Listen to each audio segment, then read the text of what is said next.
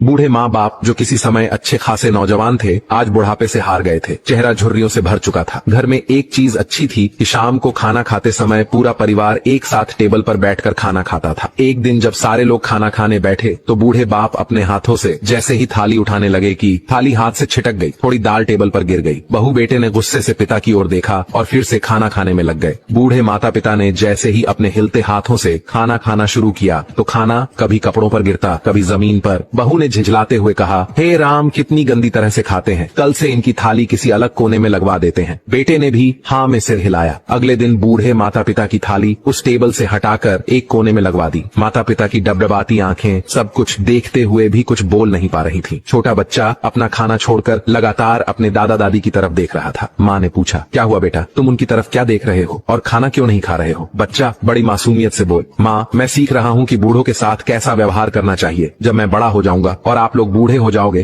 तो मैं भी आपको इसी तरह कोने में खाना खिलाया करूंगा। बच्चों के मुंह से ऐसा सुनते ही बेटे और बहू दोनों कांप उठे। शायद बच्चों की बात उनके मन में बैठ गई थी, क्योंकि बच्चे ने मासूमियत के साथ एक बहुत बड़ा सबक अपने माँ बाप को दिया था। बेटे ने जल्दी से आगे बढ़कर माता पिता को उठाया और वापस टेबल पर खाने के लिए बैठाया, और बहू भी भागकर पानी का गिलास लेकर आई कि माँ बाबूजी को कोई तकलीफ ना हो। आखिर में बस यही मैं कहूंगा, कृपया करके अपने माता पिता का ख्याल रखें।